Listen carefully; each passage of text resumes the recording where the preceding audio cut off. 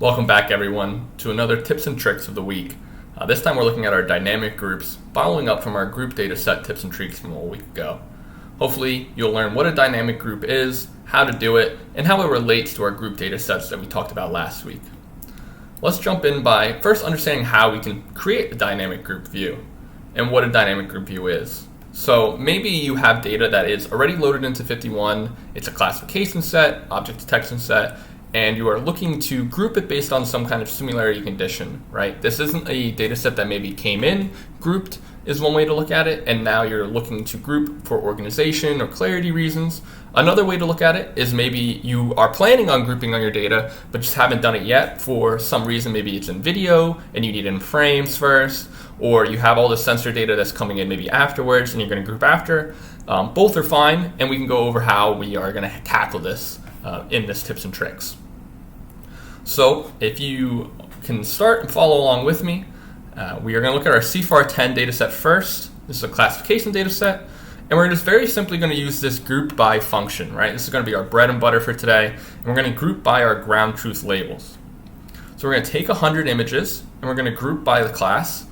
And here we can see our CFAR10 classes, and we have our airplanes, our ships, dogs, cat, right? And when we click on it, we can actually see these images along the top. Right? We can go through each one of these dogs and determine, look at some introspection of our classes. You'll be able to understand your labels better, and maybe this helps within whatever workflow, training, or inference that you're working with. We can go a little bit further, right? And what I said was one of the common use cases is videos, right? So our quick start data set has 10 videos within it. You can see right here, 10. And whenever we do 2 frames, maybe we're going to inference on the frames, we lose all the groupings of the video, right? So before I could just see all 10 videos, and it's very easy for me to go to one to the other. But now whenever I launch my data set, I'm only seeing frames from video 1.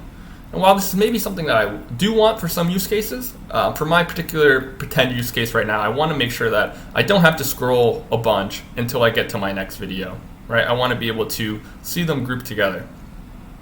So what we can do is we can actually use our group by sample ID that remembers our original sample IDs from our videos, and actually even order by the frame number. So we will be able to see these videos not only grouped, but in order, of course. So you can see that we have our dynamic group very fast in creating it, and now our data set is grouped. So when I click on one of these samples or one of these groups, I can see each sample, each frame from the video in each one. And you can do this with multiple views, multiple sensors. So if you have a left-right view, that works great in this use case. If you have sensor like LiDARs and things like that, also works really great in these use cases by pairing them together. You can put a temporal aspect to it. So working with them is the next question, right? I have my dynamic group. Now how do I use it? The best one to start with is get our dynamic group. This works just like our get group from the previous week, and when you can look at your active slice and things like that. So by using get dynamic group, we can get the group right away. We can see all the different frames within our group. We took the first video of 120 different frames. You can see it's very easily and nicely organized for us. And of course, this is all fully customizable about how you want to organize it. And we can do our group by with a condition. So not only do you have to group by things like class, or videos, frames, you can group by whatever you want. So we can group by the largest amount of detections in each photo.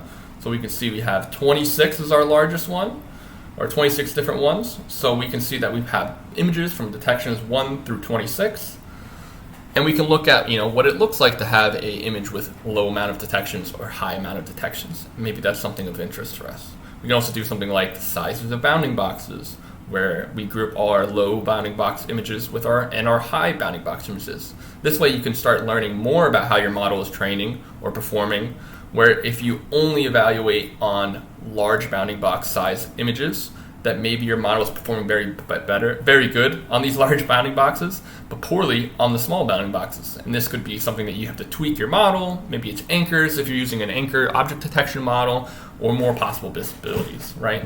But FiftyOne allows you to have that power to go into your data set and figure out how am I going to organize this data to find out what I'm looking for, right? How do I get my data to do more for me? Another way to work with a dynamic group is iterating through it. Thankfully, this one is very simple, that each time you iterate through your dynamic group, right? We have our sorted view here. This is our view from CFAR 10 from before. Each time you iterate through your group data set, it's just going to give you another group, right? So we can see that, like, I'm iterating through our sorted view here, and we're just going to get the airplane group, the automobile group, the bird group, the cat group, right? One after another. So you can nest for loops, right? You have for, group in group view, and then you can get like for each sample within group view, something along those lines. And you can iterate through your data set very easily. And then lastly, flatten. This is the unwind or unroll, almost like the undo button of group data sets, right? So if you have this group data set here, what you can do is, apologies for that, someone snuck in there. What you can do is, if you had a group and now you don't want it anymore, we can now check and see that it is no longer 10 different groups. It's now back to our 100 that we pulled originally, and we can see that now it's all just unrolled into airplane, airplane, airplane, instead of airplane, automobile, bird, cat, like we saw before. And then lastly, just running through some ones, we can get our dynamic groups from before. So we have our, grab all of our horses. You can see there's 10 horse classes. And similarly, we can iterate through. So this is the same as this one, right? But just to prove that we have each one within it, right? We have a 14, 7, we can look at each individual label. The last thing I'd like to share with you guys is kind of how you can take groups, group data sets, dynamic groups to the extreme, and what you can really get out of your data sets, right? So before we looked at a set of videos where we grouped all of our frames by video that they came from, this is another use case where you have a multi-view or multi-modal data set where we have a single video and we're going to group each frame with each sensor that is being outputted by it. So if we take a look at this first sample, right, you can notice that these look very similar, and these are sequential frames in a video. But when we click on frame 1 here, we can see all the different sensor views, all the different camera outputs from our capturing device, right? So we have a left view, a right view. We also have some depth estimation going on here and other sensor data. So we can scroll and see all the different sensor views.